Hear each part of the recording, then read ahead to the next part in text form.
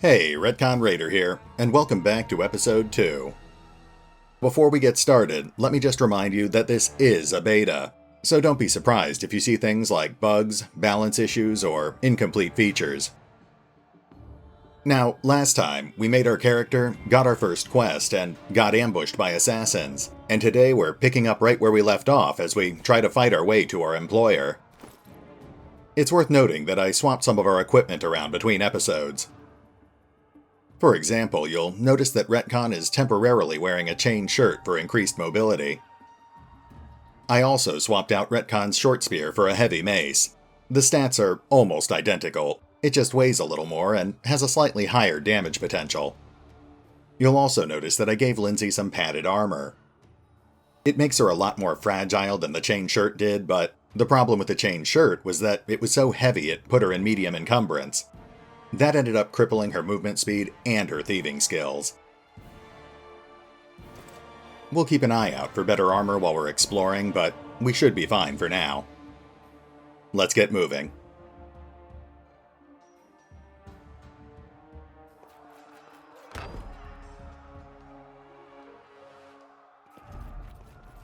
Okay, this is the basic skill tutorial.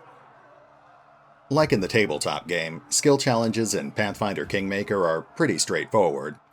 When you run into a skill challenge like this pile of debris, all you have to do is click on the relevant object and the game will automatically determine if you pass or fail. Of course, it does use a simulated die roll, so success is never guaranteed.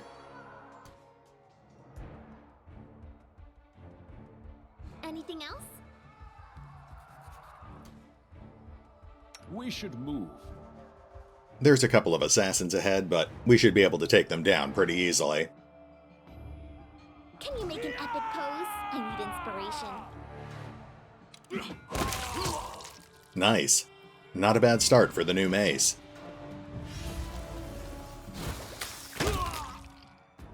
Well, that was easy.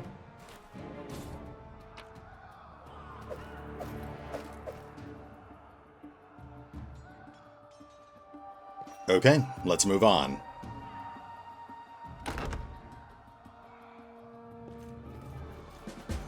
An armory. I'm sure Jamandi wouldn't mind if we borrowed some weapons. Sure, I suppose we could do that. Applause, please. Oh, but that does bring up one of my minor gripes with the current beta. There's no prompting for skill checks. The game just automatically makes them on your behalf. It's not really a big deal most of the time, but sometimes there are penalties for failure. It would be nice to know what you're getting yourself into. Anyway, let's help ourselves to the armory.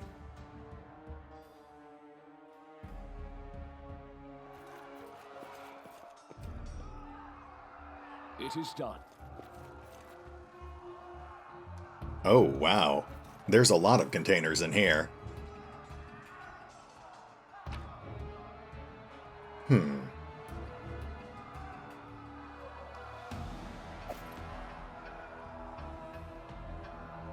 Okay, we've got a masterwork light mace and a composite longbow. I think we can actually use both of those. The light mace is lighter and has less damage potential than the heavy mace, but because it's masterwork, it also enjoys a permanent +1 bonus to accuracy. It is nice to do more damage per swing, but I guess that doesn't really matter if you're not hitting your target.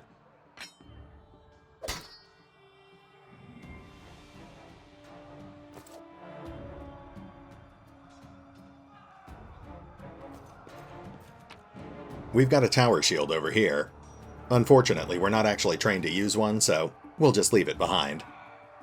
There's our first set of heavy armor too, but again, not trained to use it, too heavy to carry. Oh, but this on the other hand, I think we can use this. The breastplate is the best type of medium armor in the game, so I think it's worth equipping. It will reduce our mobility, but it'll also give us +2 to our armor class. I think that's a fair trade-off.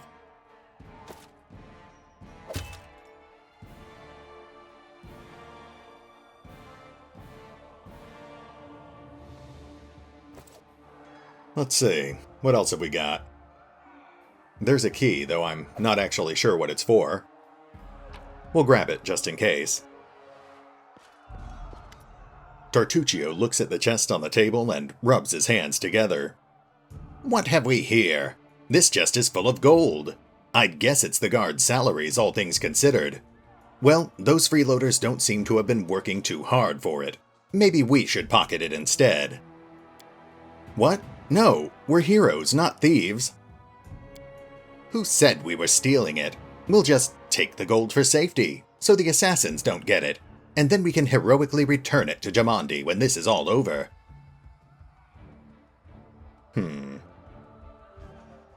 Well, we are chaotic, but we're also good. Stealing from a sword lord in her own mansion? She'd have our heads. How would she know it was us and not the assassins, unless someone planned on telling her? The gnome throws a sideways glance at Linzi. Don't drag me into this. You do what you want, but I'm not taking a single coin. Tartuccio actually makes a good point. We're chaotic, and Lady Jamandi really wouldn't know what happened to the coins, would she? Hold on a second. Oh, I see. It looks like we're carrying too much in the party stash. We'll need to drop something if we want to move at normal speed.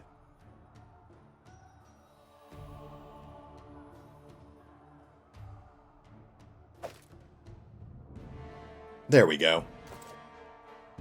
Let's grab that gold and get moving.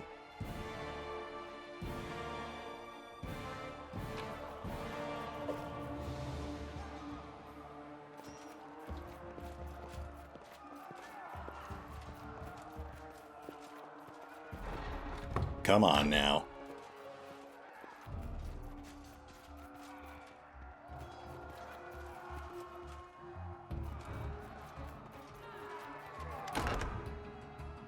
Oh, familiar faces. The pale elf looks eerie in the semi-darkness, like a ghost given flesh. I hope you're not so frightened as to swing at every shadow. It's me, Jathal. I don't recommend advancing down the hallway, assuming you value your life, of course. There were a few people with me, and you can see what happened to them. And just how did they all end up dead while you don't seem to have a scratch? Tartuccio eyes Jathal suspiciously. I'll answer, but briefly, and just once.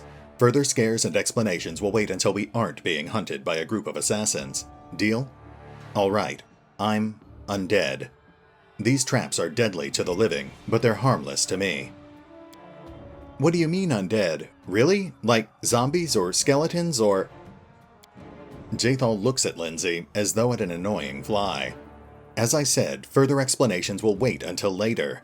All you need to know right now is that we're on the same side, and we have to fight off a small army of hired assassins. Let's get to it.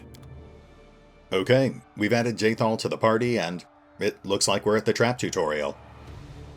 Honestly, if you've ever played a game like Baldur's Gate or Pillars of Eternity before, then you've already got a pretty good idea of how the trap system works. Hold on, let me fix our formation real quick.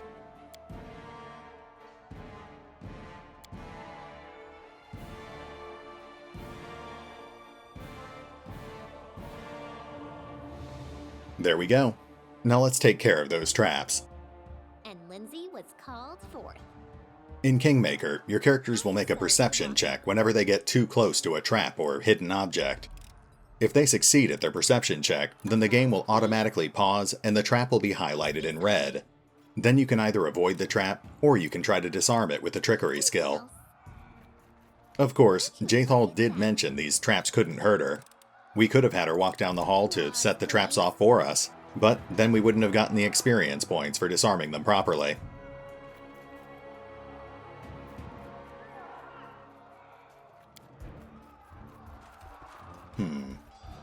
No stopping now.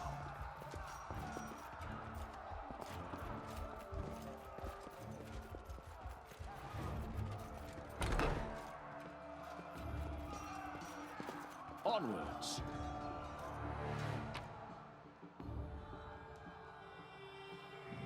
The chainmail is valuable, but it's just too heavy to bother lugging it around.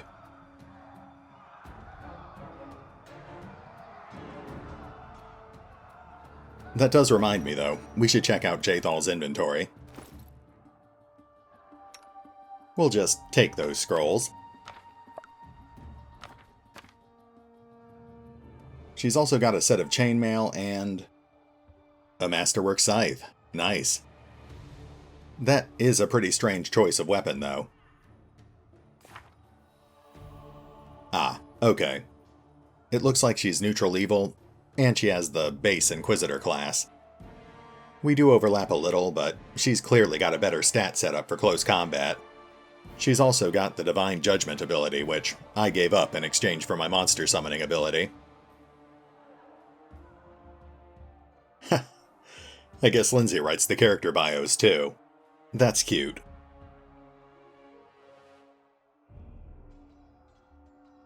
Alright, well, we probably won't play well with an evil character, but that's fine. We'll just move on for now.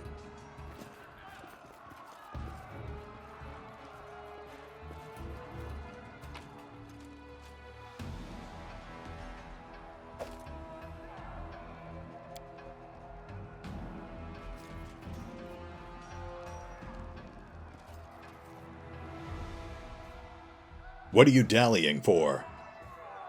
I'm telling you, Jamandi's cache has to be here somewhere. Well, hurry it up before... Stop, someone's coming. Okay, we'll do it the hard way. Okay, this should be another nice, easy fight.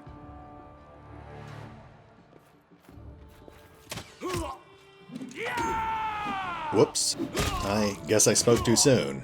Jathal just took a pretty nasty hit there.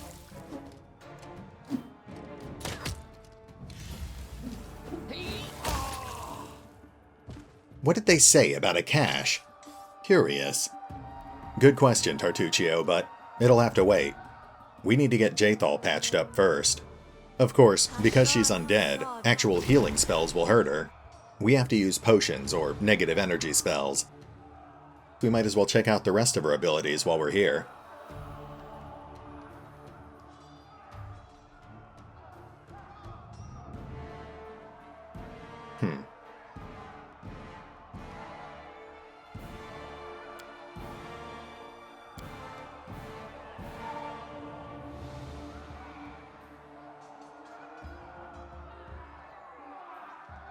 I can see how these divine judgments would be useful, but it really seems like kind of a hassle.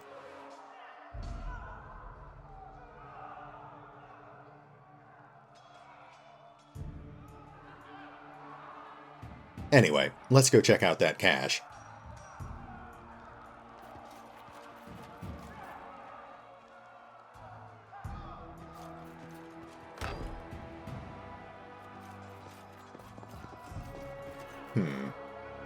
Looks like the statues are the only thing we can interact with. I stand ready.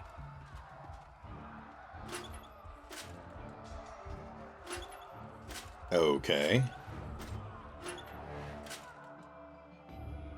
Alright, let's check out the next room.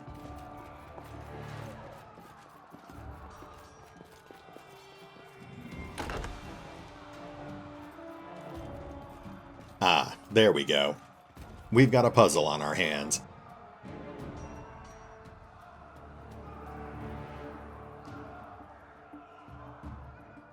This is my path.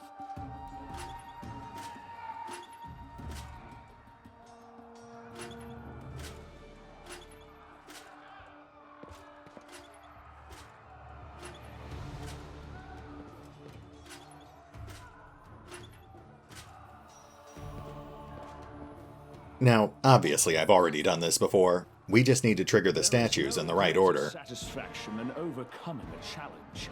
That is, of course, until one day the challenge overcomes you. What troubles you? I'll make my own legend. There we go. Anything is possible. Man, look at all this stuff. Of course, most of it's just scenery.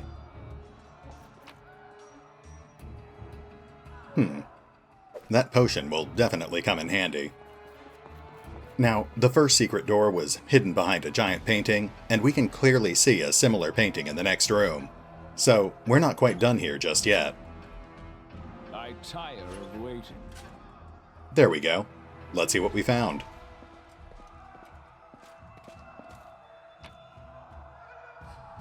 A couple of gemstones, and a potion of remove blindness. Not bad. Okay, we're done here. Let's keep moving.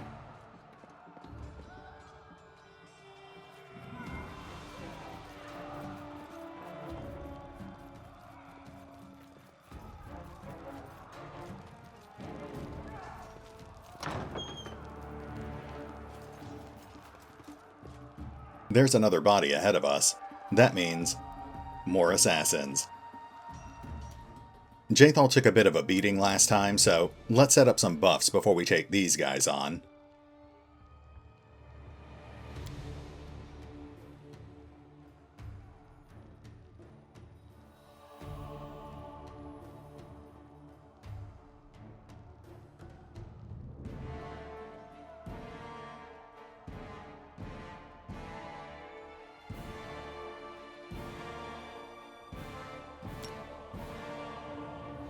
I wrote it like I saw it.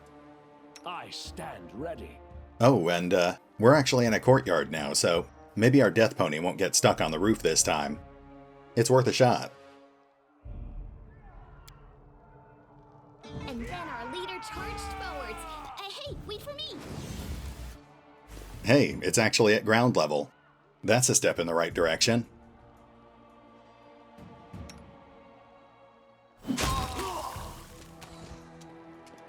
Though I can't help but notice the pony's not actually moving, so we're not quite there just yet.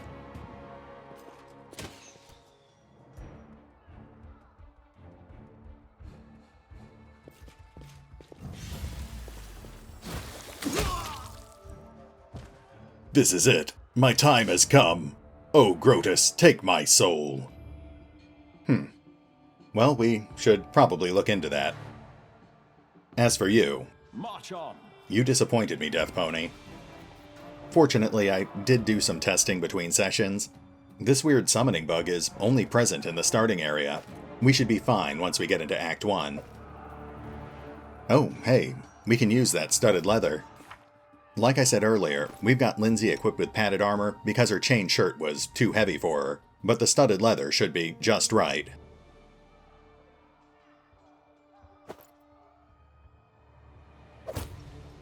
Nice, it's a perfect fit. She's even got a little wiggle room for rings and accessories. That also gets her armor class up to a more reasonable 17. 15 was just way too low.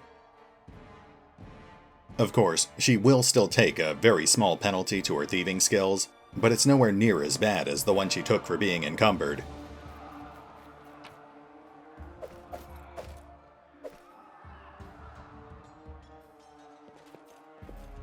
No stopping now. A dwarf is lying on the ground, staring into the dark sky.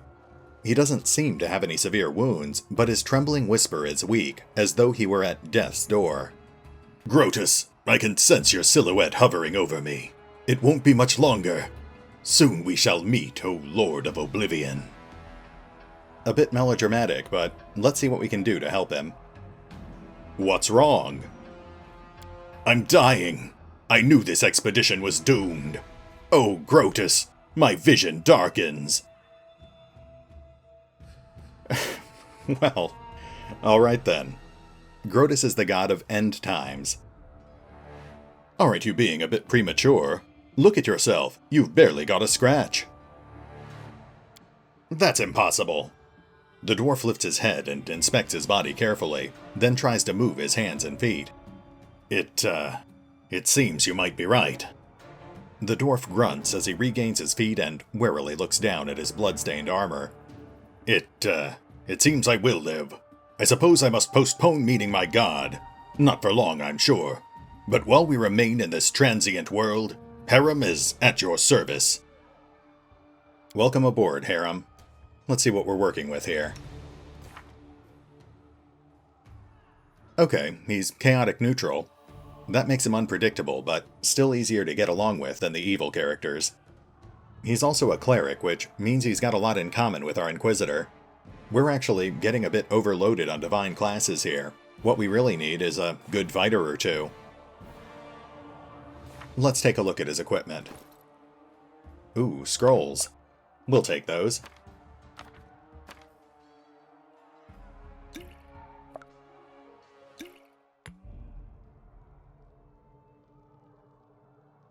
Okay. He's got chainmail. That's pretty standard.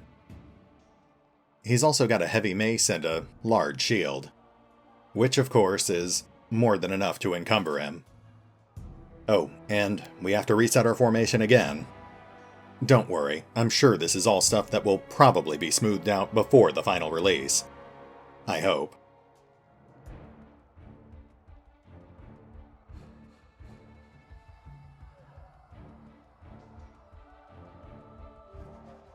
Okay, moving on.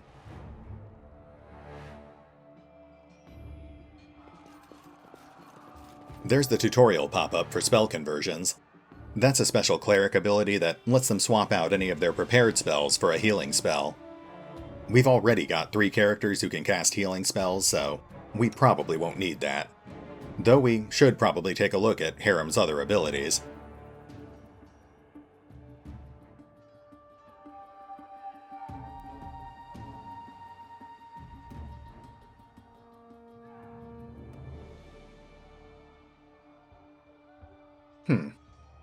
Nothing groundbreaking, but he definitely has some useful abilities.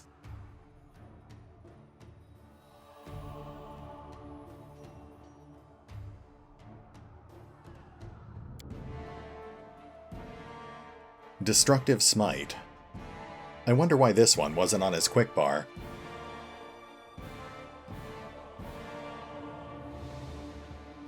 There we go. Sorry to keep you waiting. This is my path.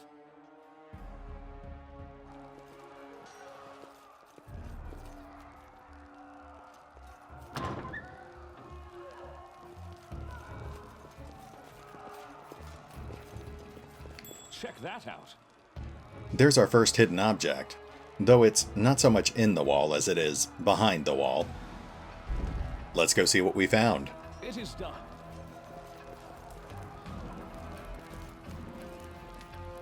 The heavy grate is securely locked. A gold ring and... that's clearly a masterwork longsword. You can tell by the value. That's definitely a nice find. It's just a shame that none of us can actually use longswords.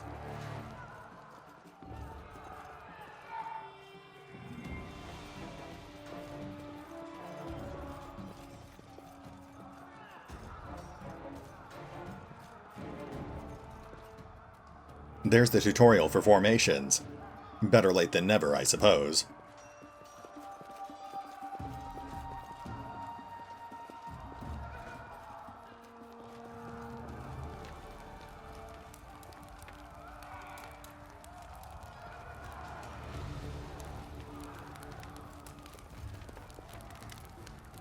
The stout man's unshaven face is covered with scars.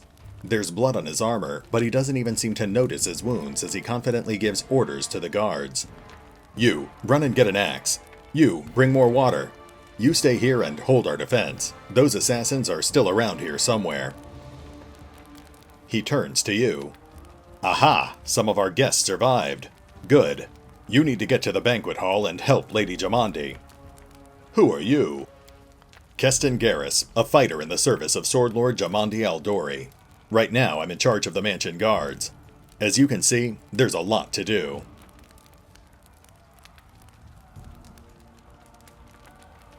What's going on here?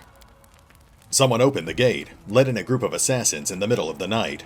Now they've set the mansion on fire to cut off access to the hall. They don't want Lady Jamandi to get reinforcements. We cleared the passage so you can get through. Just try to avoid inhaling the smoke.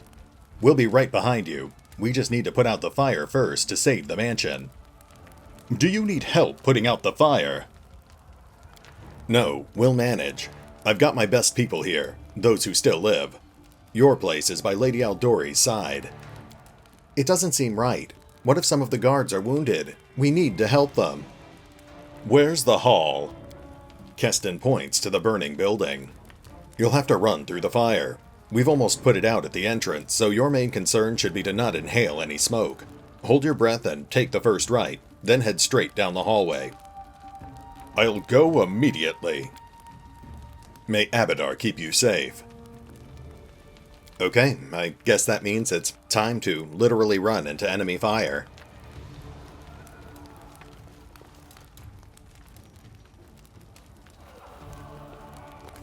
Ah, and here's our first illustrated story event. Narrated by Linzi, of course. And so our adventure started, earlier and much more tragic than we'd expected.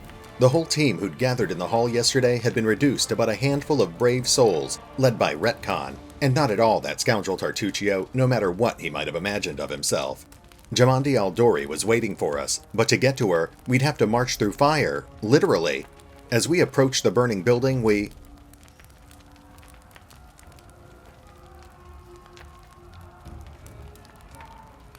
drenched ourselves with buckets of water. Prudence is the key to victory. Before moving through the fire, we thoroughly wet our clothes and hair. After that, we covered our noses and mouths before we rushed inside. It was a good thing we hadn't wasted any time. After entering the building and taking just a few steps forward, the wall behind us slanted and crashed down with a terrible crackling sound, blocking the way back. While we may not have planned on going back, if we'd come in a little later, the flaming logs and red-hot bricks would have fallen right on our heads. Regardless, we were left with only one way to go. The hot air burned our lungs and our eyes watered from the smoke, but Retcon led us stubbornly through the flames, while Tartuccio did nothing useful at all. We'd made it to the hallway leading to the banquet hall when we heard someone calling for us. It was Valerie, one of the guards I'd chatted with a bit in the banquet hall. Even then, in that calm setting, I'd been stunned by her beauty. But now, amid the smoke and flame, she looked like a celestial avenger, an armored deity, menacing but beautiful and merciful, descending from the higher spheres to help us poor mortals. She held a burned, barely living guard in her arms. "There are 2 more, she shouted as she passed by us. "They are wounded. Help me pull them out." Tartuccio grumbled something about how Jamandi was waiting for us. Meanwhile, Retcon... Well, we can do the good thing, or we can do the lawful thing. Since we're chaotic good, I think our choice is obvious. Rush to save the guards from the fire. Saving the poor fellows didn't take long. Together we lifted them up and carried them away from the fire. Only then did Valerie pause to catch her breath and wipe the sweat from her face. "Thank you, that was truly noble of you," she said.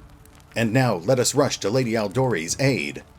Ensuring the guards we'd rescued were relatively safe, we made our way to the hall, where the battle was already in full swing. All right.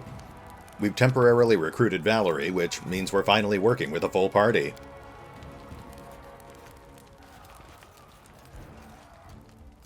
Unfortunately, no good deed goes unpunished, and in this case, rescuing those guards has exhausted Valerie. As a result, she has the fatigued condition for the next 5 hours. This is especially bad for Valerie because she's supposed to be a heavily armed and armored warrior. But between the heavy armor, the tower shield, and the bastard sword, she's so over-encumbered she can barely move, let alone help us in combat. If we want her to actually be viable in the upcoming fight, we're going to need to temporarily switch her off to some lighter equipment. We'll let her keep the bastard sword since she has a feat related to it, but the shield and the armor have to go.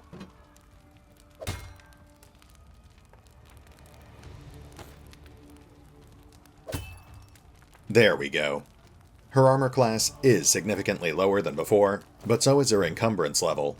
Now we just need to reset our formation and we'll be ready to save Lady Jamandi.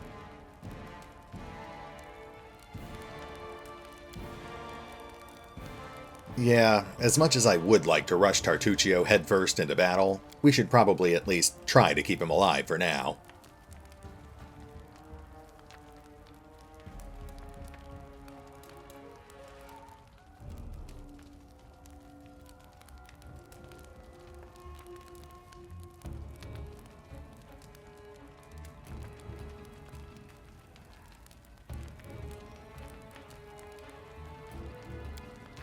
Okay, we're all set, so it's time for the epic climax.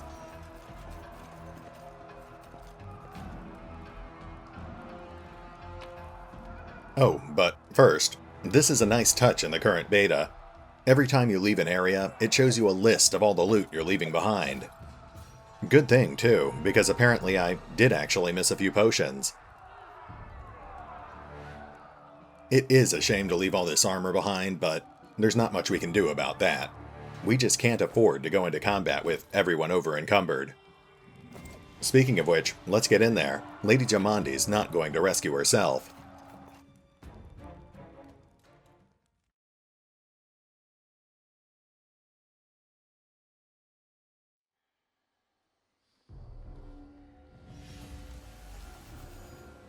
Okay, so we've got a lot of cultists ahead of us, and it looks like they've got Lady Jamandi trapped in a cage match with a frost giant. Honestly, given the numbers we're seeing here, she can probably handle that frost giant on her own. We really just need to worry about the rest of the assassins. Of course, given how many we're up against, this is probably a good time for some buffs.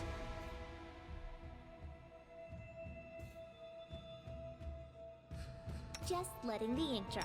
We'll have Linzi start playing some bardic music, and Harem will cast a bless spell. We'll also have Jathal use one of her divine judgments. Or, maybe not. I guess she can only use it once per day. That's pretty disappointing. Yes? This is my What path. kind of country is that? Where are all the restaurants? Where are all the cultural Adventures events? await. I wouldn't give even a half star for this. Here we go. Let's get this party started.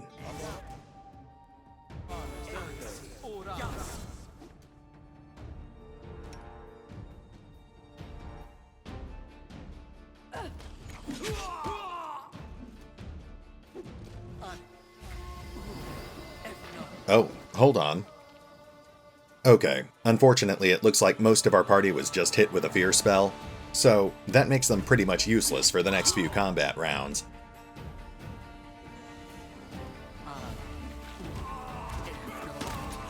It actually looks like Jathal and Harem are doing just fine without us. It also looks like Amiri just showed up, so that makes things even easier. Let's see how long it is before this spell wears off.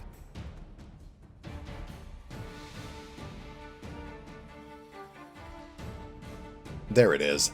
4 more seconds. Alright, we're back in it. Let's take out those casters and bring down the force cage. Why am I moving so slowly? It can't just be my armor. Valerie's wearing chainmail and she went running right past me.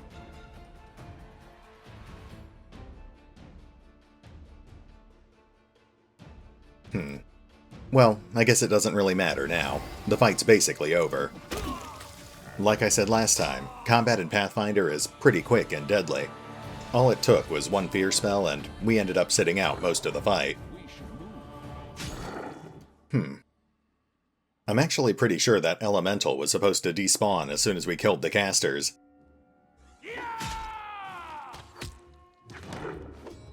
There are a few bugs that can prevent you from finishing the prologue properly, so we'll skip ahead a little, just to make sure this isn't one of them. And we're back. The Earth Elemental is finally dead, so now we can talk to Lady Jamandi. What an unheard of atrocity! Remember my words. We'll find out who stands behind it.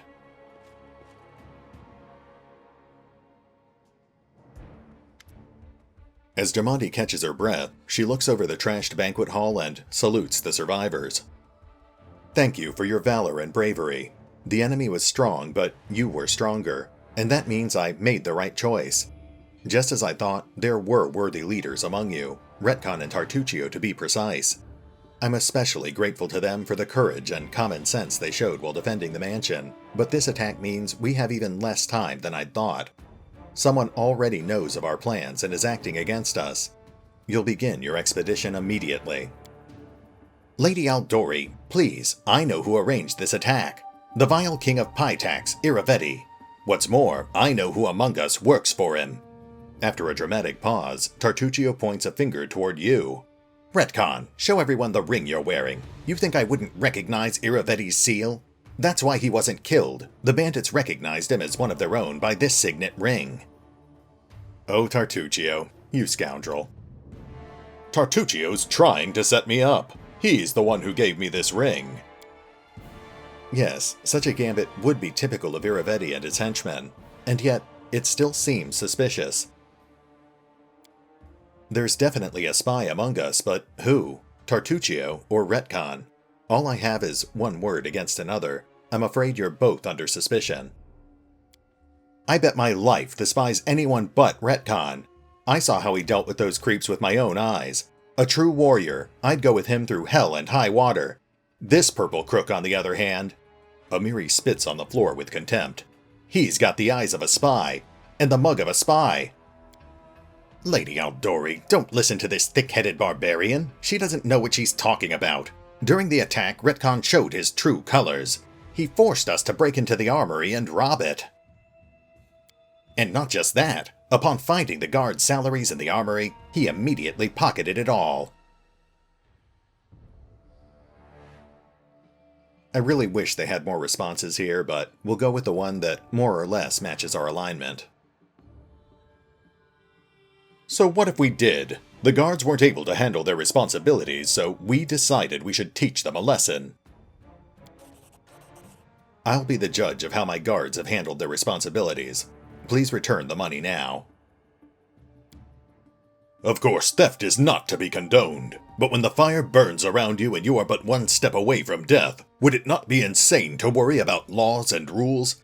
I see this act not as a crime, but as a unique wisdom visiting us as we stood at the face of oblivion.